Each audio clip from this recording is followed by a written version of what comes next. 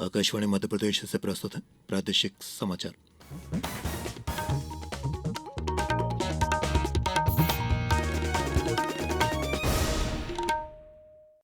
नमस्कार। समाचारों के साथ मैं प्रशांत सेंगर। प्रधानमंत्री नरेंद्र मोदी ने आज नई दिल्ली में आयोजित एक विशेष कृषि कार्यक्रम में कृषि और इससे जुड़े क्षेत्रों में 42,000 करोड़ रुपए से अधिक की कई परियोजनाओं और योजनाओं का शुभारंभ, लोकार्पण और शिलान्यास किया। श्री मोदी ने 35,000 करोड़ रुपए से अधिक की लागत वाली कृषि क्षेत्र की दो प्रमुख पहलों, प्रधानमंत्री धन धान्य कृषि योजना और दलहन में आत्मनिर्भरता मिशन का शुभारंभ किया। ये कार्यक्रम किसान कल्याण, कृषि आत्मनिर्भरता और ग्रामीण बुनियादी ढांचे को मजबूत करने के लिए सरकार की प्रतिबद्धता को दर्शाता है। इस अवसर पर प्रधानमंत्री ने कृषि, पशुपालन, मत्स्य पालन और खाद्य प्रसंस्करण क्षेत्रों में 5,450 करोड़ रुपए से अधिक मूल्य की परियोजनाओं का उद्घाटन किया। साथ ही उन्होंने लगभग 815 करोड़ रुपए की अतिरिक्त परियोजनाओं की आधारशिला भी रखी। प्रधानमंत्री नरेंद्र मोदी ने पिछले महीने की 22 तारीख को जीएसटी बचत उत्सव की घोषणा की थी। इसका समाज के सभी वर्गों को लाभ मिल रहा है। इस संबंध में आज हम हिमाचल प्रदेश की अर्थव्यवस्था को बढ़ावा देने वाले जीएसटी सुधारों पर जानकारी दे रहे हैं।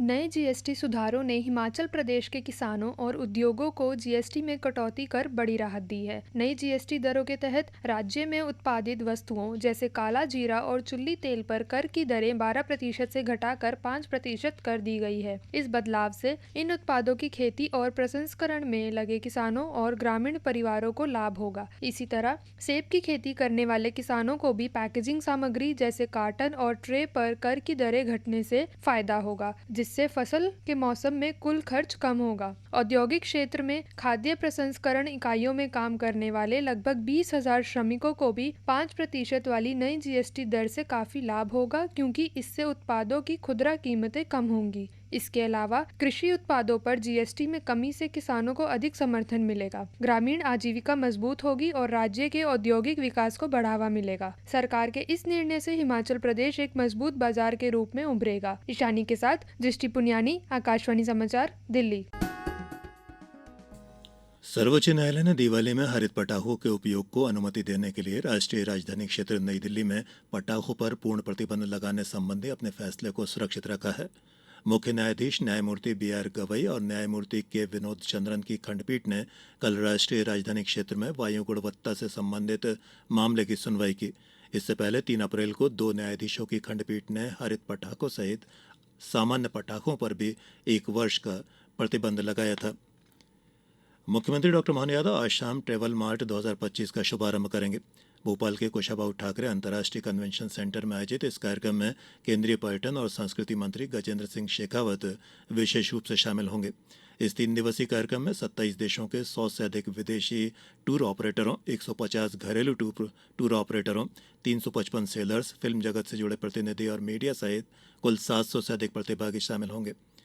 मुख्यमंत्री डॉक्टर यादव कार्यक्रम में प्रतिभागियों से सीधे चर्चा करेंगे और इसी दौरान पर्यटन विभाग और भारतीय पुरातत्व सर्वेक्षण के बीच एमओयू पर भी हस्ताक्षर किए जाएंगे।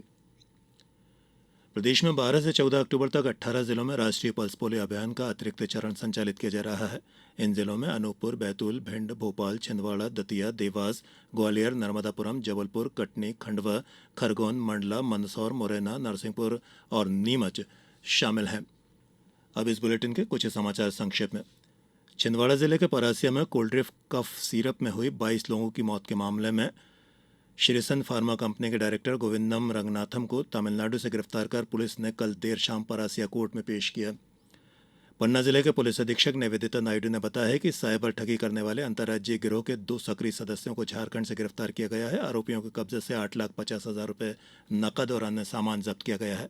और नई दिल्ली में वेस्टइंडीज के साथ दूसरे क्रिकेट टेस्ट मैच के दूसरे दिन भारत ने आज अपनी पहली पारी 5 विकेट पर 518 के स्कोर पर समाप्त घोषित कर दी। इस बुलेटिन में बस इतना ही। अगला बुलेटिन शाम 7:10 पर। नमस्कार।